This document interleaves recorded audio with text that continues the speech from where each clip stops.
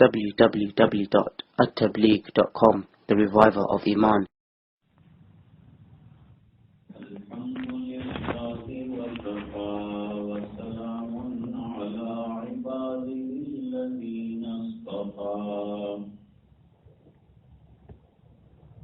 أما بعد أعوذ بالله من الشيطان الرجيم بسم الله الرحمن الرحيم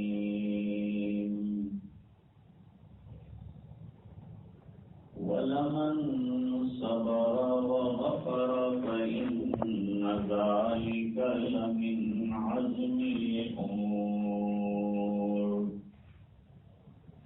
صدق الله العظيم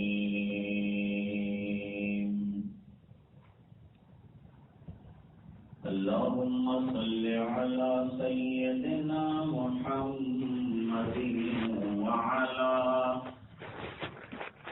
وعلى آل سيدنا محمد وبارك وسلم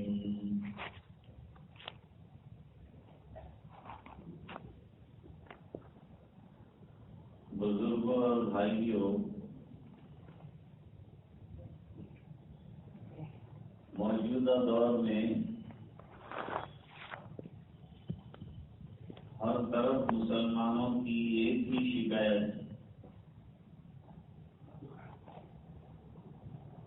کہ ظلم و ستم پورے ملک میں بلکہ پوری دنیا میں مسلمانوں پر جاری ہے۔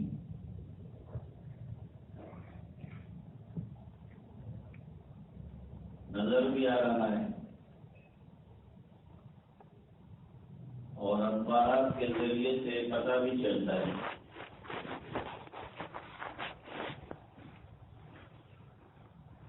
اور یہ بھی سمجھ میں آتا ہے کہ یہ پوری دنیا میں مسلمانوں کو ختم کرنے کے لیے ظلم و تشدد کا ایک سلسلہ عالمی پیمانے پر مختلف طریقوں سے جاری ہے۔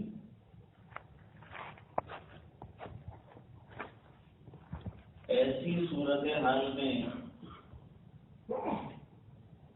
مسلمان کیا کریں؟ ان کو کیا طریقہ کار اختیار کرنا چاہیے؟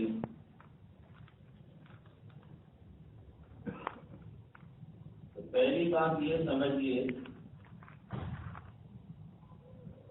کہ مسلمان جو بھی طریقہ کار اختیار کرے گا وہ اسلامی طریقہ ہو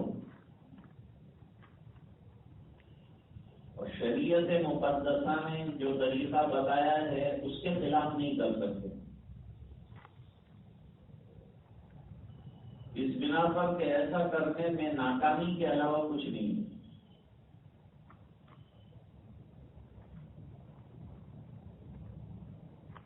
سرکار کی تشریف آوری کے بعد تاریخ اسلام کے دو دور گزرے ہیں۔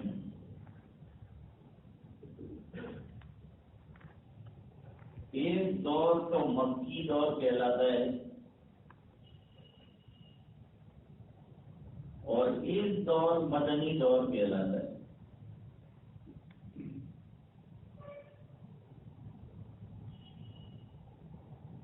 مکی دور حالات کا دور ہے اور حالات کا عالم یہ ہے کہ مسلمان انگلیوں پر گنے جانے والے ہیں اور مخالفین کی تعداد بے شمار ہے۔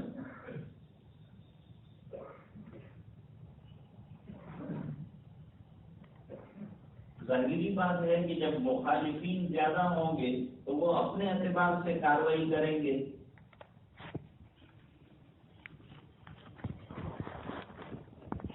اور جو مائنورٹی میں جو لوگ ہوں گے وہ دب جائیں گے۔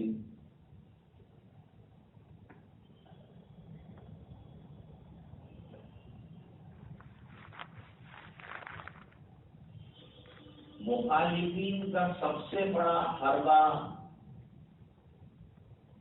یہ تھا کہ تم دین چھوڑ دو، ہماری طرح ہو جاؤ۔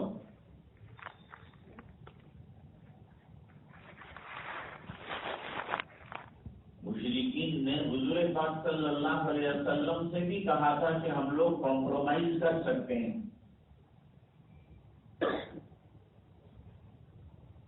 یہ ابھی جو ظلم و ستم کا سلسلہ ہے 1 منٹ میں ختم ہو جائے گا، لیکن اس کے لیے ایک کام کرنا پڑے گا۔ چند دن آپ کو ہمارے بتوں کی پوجا کرنی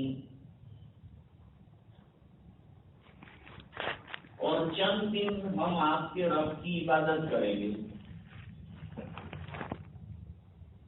تو یہ سودا ہم کو منظور ہے۔ اس پر اللہ تعالیٰ نے قرآن کریم کے اندر سورت اتاری،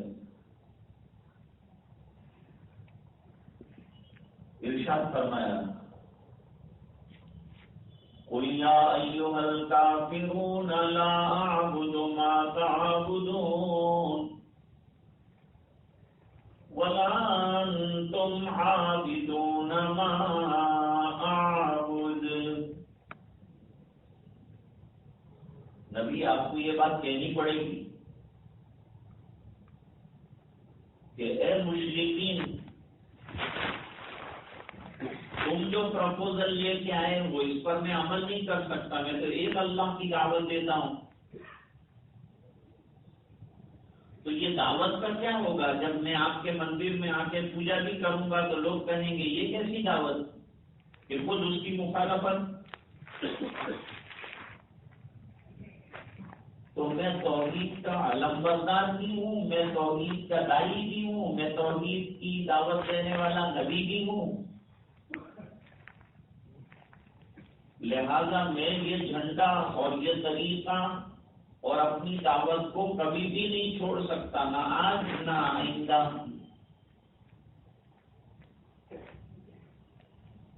مستقبل میں بھی اس کی کوئی امید مت رکھنا، یہ سورت میں فرمایا۔ اور ابھی صورت حال یہ ہے کہ مقابلے کی مجھے اللہ کی طرف سے اجازت نہیں ہے۔ لَكُمْ دِينُكُمْ وَلِيَ دِينِ، تم اپنے طریقے پر اپنی عبادت کرتے ہو، میں دعوت دیتا رہوں گا، میرا کام یہ ہے، لیکن تمہارے والی عبادت میں کبھی بھی کر نہیں سکتا اور نہ اس کی کوئی تائید کر سکتا ہوں۔ جو غلط ہے اس کو غلط کہنے کے لیے اللہ نے مجھے بھیجا ہے، نہ کہ اس کی تائید کرنے کے لیے بھیجا ہے۔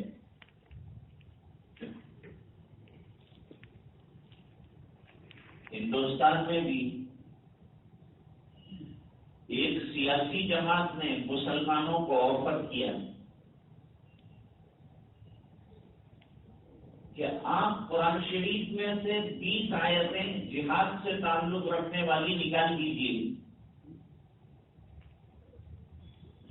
تو پھر تم کو کوئی تکلیف نہیں ہے، ہم تمہارے ساتھ بڑا اچھا سلوک کریں گے۔ مسلمانوں کا جواب کیا ہوگا؟ جو جواب سرکار کا ہے۔ مسلمانوں نے یہ جواب دیا، یعنی علماء نے یہ جواب دیا، ہر وقت کام تو علماء ہی کرتے ہیں، اور جو شاطرانہ دشمنوں کی چالیں ہیں ان کو علماء ہی سمجھتے ہیں۔ لائر بھی بعد میں آتے ہیں اور بڑے ذہین جو لوگ ہوتے ہیں ان کو بھی دیر سے سمجھ میں آتا ہے، پہلے علماء کو اللہ سمجھاتے ہیں۔ اس وقت بھی بہت بڑا بیڑا امت کو راہ راست پر رکھنے کے لیے اور جذبات میں آنے سے روکنے کے لیے علماء نے اٹھا رکھا ہے۔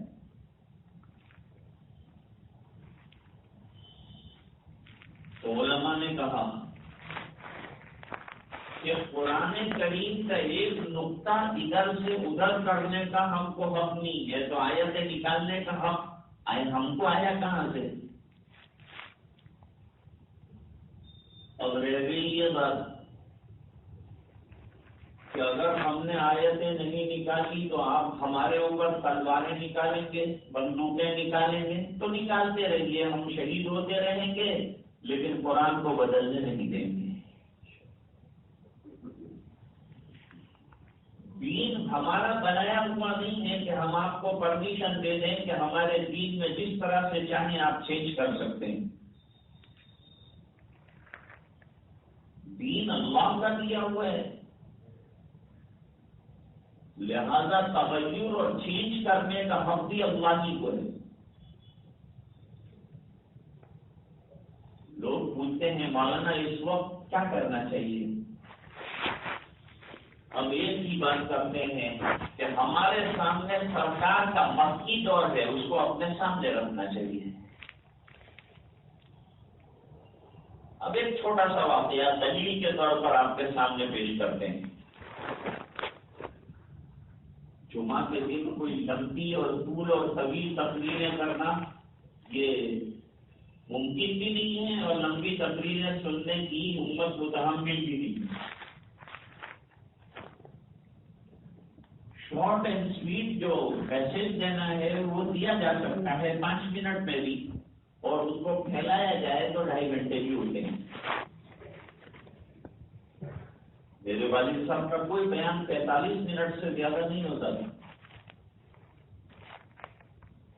اصل میں کھانا تو بہت رکھا ہوتا ہے، لیکن آدمی کے اندر ہضم کی طاقت کو اتنا ہی اس کو کھانا ہے۔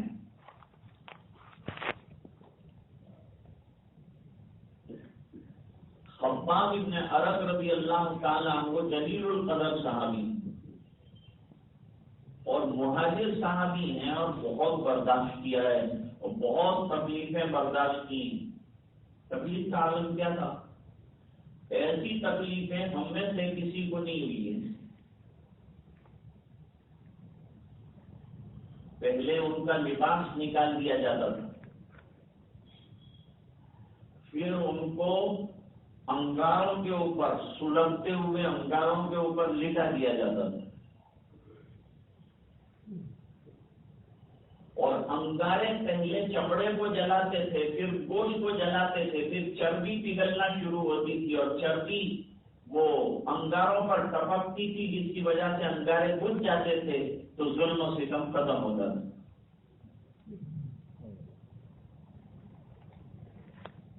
خدا نہ خواستہ ایسا اگر ہمارے ساتھ ہو جائے، کیا کریں گے ہم لوگ؟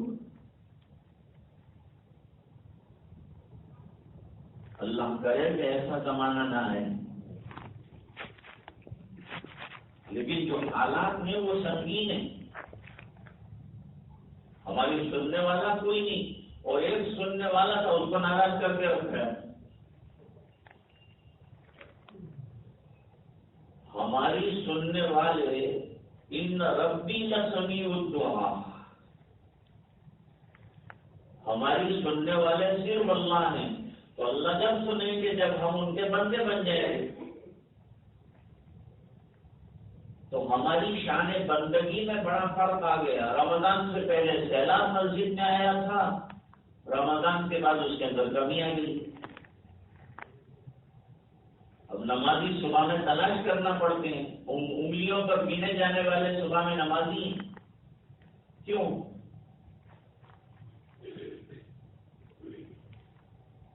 جہاں میں حاضری ہوئی تھی میری، صبح میں 500 آدمی نماز پڑھتے تھے رمضان میں۔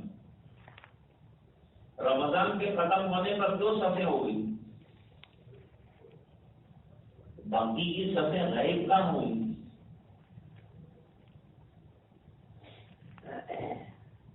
اتنے حالات آنے کے باوجود ہم اپنے حالات کیوں نہیں بدل رہے ہیں؟ ہم اپنے آپ کو کیوں نہیں بدلتے؟ قرآن کریم کیا کہتا ہے؟ اپنے سامنے قرآن کریم کو رکھو نا۔ اللہ فرماتے ہیں جب تک تم اپنی دینی حالت کو بدلو گے نہیں، اپنی غفلت کو دور نہیں کرو گے، وہاں تک حالات کا کوڑا تمہارے سر پر لٹکتا ہی رہے گا۔ ان اللہ لا یغیر ما بقوم حتی یغیروا ما بانفسہم۔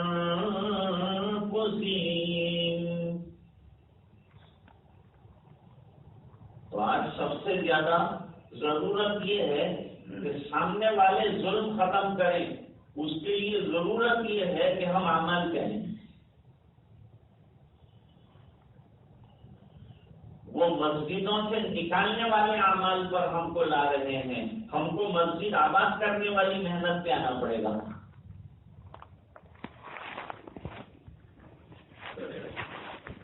عدالتوں کا دروازہ کھٹکھٹانے کو اسلام نہ نہیں کہتا۔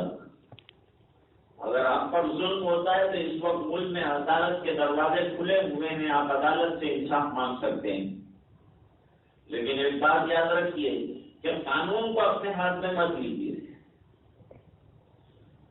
جو کام کریں قانون سے کریں۔ ہم کو اکسایا اس لیے جاتا ہے کہ قانون ہم ہاتھ میں لے لیں تو سامنے والوں کے ہاتھ میں ہم آ جائیں، تاکہ پھر وہ ہم پر ڈنڈے بھی برسا سکیں، جتنا کرنا ہو وہ سب ان کے اختیار میں چلا جائے، ہمارے ہاتھ سے بازی بالکل نکل جائے۔ ایسا مت کیجیے، شریعت بھی ایسا کرنے کو نہ کہتی ہے۔ اور مانگنا ان کے لوگوں کے پاس جا کر، بھائی بہت سے لوگ جو ہیں مخالف پارٹیوں میں شامل ہوئے ہیں، کہتے ہیں کہ ہم کو بینیفٹس ملک کے لیے اور قوم کے لیے اگر حاصل کرنا ہے تو ہم کو ان کی پارٹی میں جانا پڑے گا۔ ان کی پارٹی کا مینیفیسٹو یہ ہے کہ مسلمانوں کو ختم کرو۔ آپ کا اس میں جانا اس بات کی علامت ہے کہ آپ بھی مسلمانوں کو ختم کرنے میں شامل ہیں۔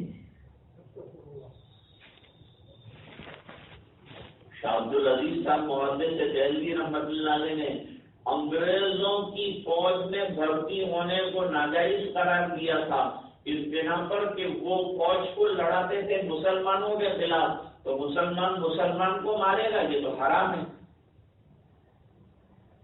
ایک مسلمان کا دوسرے مسلمان کے اوپر تلوار اٹھانا، ہتھیار اٹھانا جائز نہیں ہے۔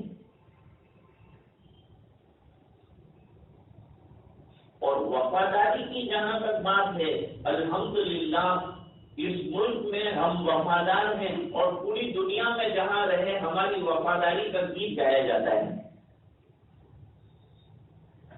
کیونکہ ہم کو کلمے نے وفادار بنایا ہے۔ تو ہم جس کا کلمہ پڑھتے ہیں اس کے وفادار ہیں، تو جس ملک میں رہ رہے ہوں گے اس کے وفادار ہوں گے۔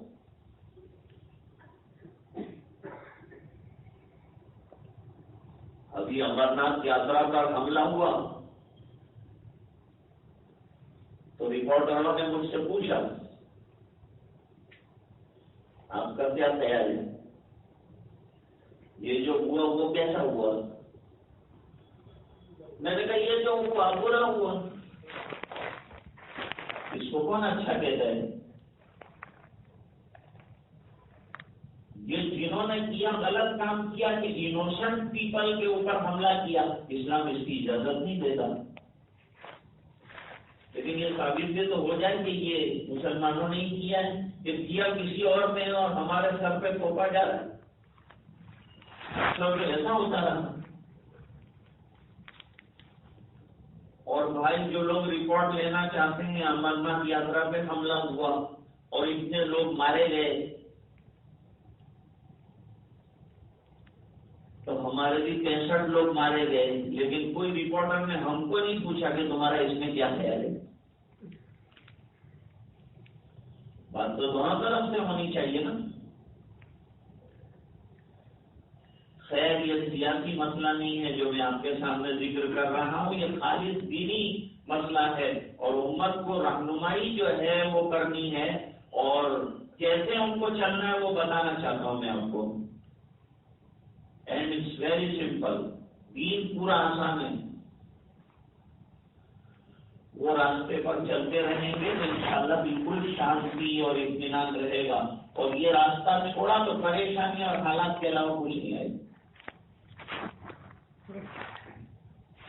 خباب بن عرط رضی اللہ تعالیٰ عنہ نے حضور پاک صلی اللہ علیہ وسلم کی دربار میں بیت اللہ کے اندر حضور بیٹھے ہوئے ہیں، دیوار سے ٹیک لگا کر وہاں حاضری دی،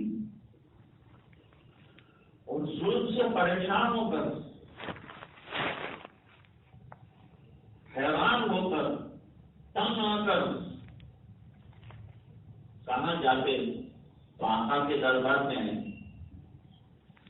تو سرکار آپ کے کہنے پر اور یقین کے ساتھ ہم نے اللہ کا نام لیا ہے، کلمہ پڑھا ہے، لیکن یہ کلمے کے بعد کے جو حالات ہیں وہ آپ کے بھی سامنے ہیں، ہمارے بھی سامنے ہیں. ظلم اتنا کر دیا، اتنا کر دیا، تو کیا سرکار آپ مقابلے کی اجازت نہیں دیتے ہم کو؟ کم سے کم ہم ڈیفینڈ تو کر سکتے ہیں نا.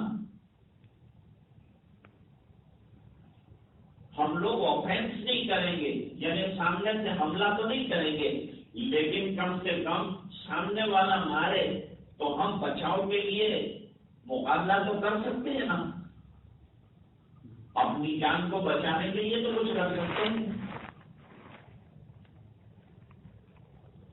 اب سرکار جواب دینے کے لیے ٹیک لگا کر بیٹھے تھے تو سیدھے بیٹھ گئے.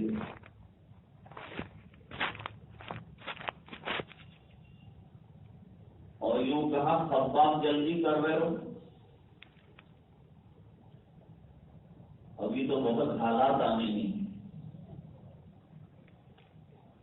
ارے سرکار کم حالات آئے ہیں کہ ابھی اور حالات آ رہے ہیں؟ لیکن یہ صحابی ہیں، یہ عاشق رسول ہیں، اس بنا پر یہ سوال نہیں کیا کہ یہ حالات کم ہیں کہ اور حالات کی آپ خبر دے رہے ہیں. اگر ہم لوگوں سے کہتے ہیں تو وہ لوگ یہی کہتے ہیں کہ تم تو مروا ڈالو گے ہم کو.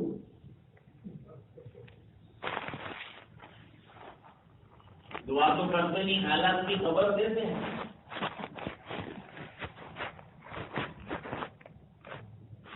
اچھا خباب، پہلے والی امت کے حالات تمہارے سامنے رکھ دوں. پہلے والی امت پہ حالت یہ آئی کہ کلمہ پڑا تو اس کا ان کو بدلہ چکانا پڑا. ہر زمانے میں کلمہ تو رہا ہے نا. اور یاد رکھو کلمے سے مراد حق ہے. جو نبی آتا ہے حق لے کے آتا ہے، اور جو قبول کرتے ہیں وہ حق والے ہوتے ہیں، اہل حق ہوتے ہیں، اولو الحق.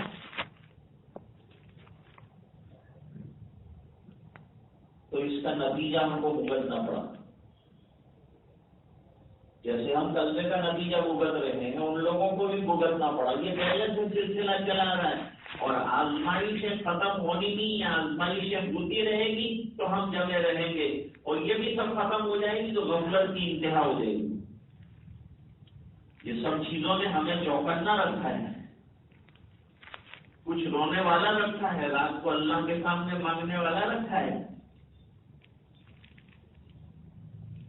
اور حالات سے مت گھبراؤ.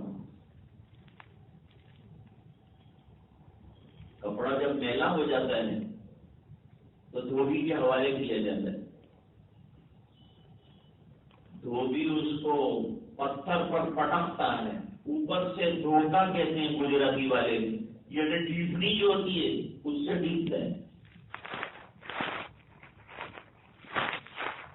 اور لگاتار مارتا ہی جاتا ہے یہاں تک کہ میل چھوڑاتا ہے، پھر پٹکتا ہے، پھر ٹول میں ڈالتا ہے، پھر ٹویسٹ کرتا ہے اور چھٹکتا ہے، پٹکتا ہے.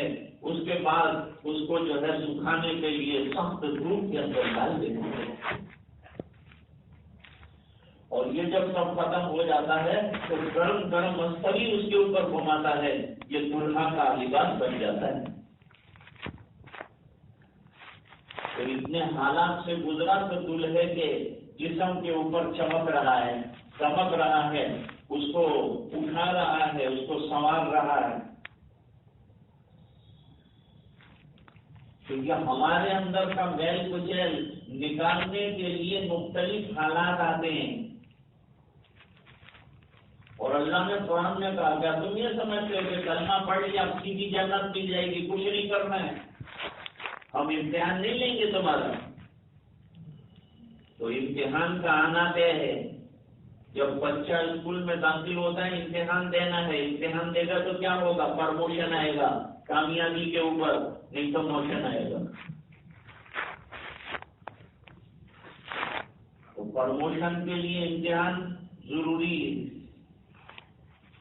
مسلمانوں کے بھی درجات کی بلندی کے لیے، ترقی ایمان کے لیے آزمائش اور حالات کی سیڑھی چڑھنا ضروری ہے.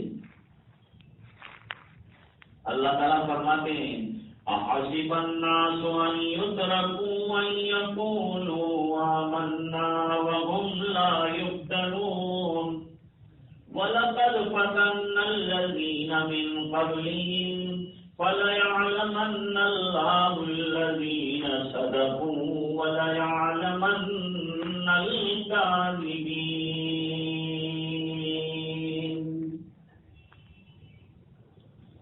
اگر آزمائیں گے نہیں تو سچوں کا اور کچوں کا پتہ کیسے چلے گا؟ جھوٹا کون ہے؟ دعوے تو سبھی کرتے ہیں نا، لیکن یہ دعوے میں سچا کون ہے اور جھوٹا کون ہے اس کا پتہ امتحان کے ذریعے سے چلتا ہے۔ کلاس میں ذہین کون ہے، غبی کون ہے، کمزور کون ہے، یہ پتہ امتحان کے ذریعے سے چلتا ہے۔ اس لیے علماء نے فرمایا امتحان مانگنے کی چیز نہیں ہے۔ ایک صحابی دعا کر رہے تھے اللہ مجھے صبر دے دے، حضور نے فرمایا صبر کا مانگنا مصیبت کا مانگنا ہے۔ صبر کب کرے گا آدمی؟ جب مصیبت اور حالات آئیں گے۔ تو صبر مت مانگ، تو سرکار مانگوں کیا؟ فرمایا عافیت مانگوں۔ مانگنے کا طریقہ بھی نبی نے بتا دیا کہ مانگنا ہے اللہ سے تو کیا مانگنا ہے۔ تمہیں تو مانگنے کا طریقہ بھی نہیں آتا تو میں بتاؤں گا کہ مانگنا کیا ہے تو تم مانگو گے، ورنہ تمہیں مانگنا بھی نہیں آتا۔ اس لیے سورہ فاتحہ کے اندر سب سے بڑا مانگنے والا سلسلہ بتا دیا کہ ہم تم کو بتاتے ہیں یہ مانگ لو تو سب مل گیا۔ اہدنا الصراط المستقیم، صراط مستقیم پر چلنا مانگ لو تو کامیابی قدم چومے گی۔ اس پر چلتے چلے جاؤ گے تو منزل آ جائے گی۔ اور آدمی چلتا کیوں ہے؟ منزل تک پہنچنے کے لیے تو چلتا ہے، اور اسے منزل کا پتہ نہ ہو اور چل رہا ہو تو بے وقوف ہوگا۔ خباب ابن عرب رضی اللہ تعالیٰ عنہ کی شکایت کے بعد سرکار نے کہا وہ لوگ جنہوں نے کلمہ حق کہا ان کو کھڑا کر کے سر کے اوپر آرا رکھا گیا اور دونوں طرف سے لوگوں نے کھینچنا شروع کیا، جیسے لکڑی کاٹتے ہیں تو آرا جو ہے دو طرف سے پکڑا ہوتا ہے، اس طرح سے سر کے اوپر سے چلنا شروع ہوا اور یوں دو ٹکڑے ہو کر گر گئے، لیکن ان کی زبان پر غیر حق کوئی کلمہ نہیں آیا۔ تو صحابہ مقابلہ آرائی کرنا چاہتے تھے ظلم و ستم کے خلاف۔ اللہ تعالیٰ نے قرآن کریم میں منع کر دیا کہ this is not the right time to offence. Offence کا یہ رائٹ ٹائم نہیں ہے۔ جب ہم کہیں گے وہ مدنی دور آئے گا جب اجازت دیں گے اذن للذین یقاتلون بانہم ظلموا، جب ظلم کی انتہا ہو جائے گی اللہ کو لگے گا کہ اب یہ انتہا ہو چکی ہے تو اب نکلو، تو ہم سامنے نہیں دیکھیں گے کہ ہزار ہیں، اب یہ دیکھیں گے کہ ایمان والوں کی طاقت کتنی ہے، اس کی بنیاد پر نکال لیں گے۔ وہ بھی بڑا امتحان کا وقت ہوگا۔ آج ہمارے اندر قربانی دینے کا جذبہ ہی نہیں ہے۔ ہم اپنی عیش و عشرت نہیں چھوڑنا چاہتے، ہم اپنا گھر نہیں چھوڑنا چاہتے، ہم اپنا کھانا پینا نہیں چھوڑنا چاہتے، ہم اپنا کمانا نہیں چھوڑنا چاہتے، ہم اپنی تجارت نہیں چھوڑنا چاہتے، اور کہتے ہیں ہمارے اوپر آنچ بھی نہ آئے تو ایسا نہیں ہو سکتا۔ قربانیوں کی ایک طویل داستان کے پیچھے کامیابیوں کے راز چھپے ہوئے ہوتے ہیں۔ کیا کہا قرآن کریم نے؟ انہوں نے کہا کہ جوابی کارروائی کریں سرکار۔ اللہ تعالیٰ نے فرمایا لم تر الی الذین قیل لهم کفوا ایدیکم واقیموا الصلاة وآتوا الزکاة۔ عجیب بات فرمائی۔ جب انہوں نے اجازت مانگی کہ مقابلہ کریں مکی زندگی کے اندر تو اللہ تعالیٰ نے فرمایا ہاتھ روک لینا، ابھی ٹائم نہیں ہے۔ ہمارا دور بھی مکی دور ہے۔ قانونی کارروائی کیجیے، عدالتی اعتبار سے کیجیے، کچھ دھرنا ہے وہ کیجیے، صرف جذبات سے کام نہیں چلے گا۔ ہم اپنا ظلم جو ہم پر ہو رہا ہے اس کو پیش بھی کریں گے، اور جہاں تک ہو سکے انصاف کی داد جو ہے وہ بھی مانگیں گے، اور یہ ظلم و ستم ختم ہو جائے یہ بھی ہم چاہیں گے، اور اس کے لیے جو قانونی کارروائی ہے وہ بھی ہم کرنے کے لیے تیار ہیں، لیکن کتاب و سنت کے خلاف ہم نہیں کریں گے، نہ ہم دین چھوڑیں گے۔ جب ظلم ہوا تو دین چھوڑیں، ظلم ہوا تو مسجد چھوڑیں، حالات آئیں تو ہم کو اللہ کے ساتھ زیادہ تعلق اور کنیکشن کو بڑھانا پڑے گا، رونا پڑے گا، منوانا پڑے گا اللہ سے، تب جا کے کام بنے گا۔ خالی تھوڑی دیر دعا کرنے سے کام نہیں چلتا، منوانا پڑتا ہے اللہ سے، اور رونا پڑتا ہے، راتیں روئیں گے، مانگیں گے امت والے، اور علماء جیسے رو رہے ہیں روئیں گے، تو پھر اللہ تعالیٰ کے یہاں فیصلے جو ہے ہماری نصرت کے اور مدد کے آئیں گے۔ جب تک ہمیں صبر سے کام لینا ہے، اللہ تعالیٰ فرماتے ہیں جس نے صبر سے کام لیا اور غفر سے کام لیا، یعنی وہ عفو درگزر کرتا رہا، سامنے والے ظلم کرتے رہے، نتیجہ یہ ہوگا کہ یہ بڑا کام ہے، اور صبر کرنے والوں کا اجر بھی بے مثال ہے۔ نبی کریم صلی اللہ علیہ وسلم نے فرمایا اب یہ دن گزر جائیں گے، یہ ظلم و ستم بھی سر سے گزر جائے گا برداشت کرنے کے بعد، اور پھر ایسا آئے گا کہ تم یہ سمجھتے ہو کہ ظلم سے مٹ جائے گا ہم، تو ہم مٹنے کے لیے نہیں آتا، ہم دب سکتا ہے، مٹ نہیں سکتا ہے،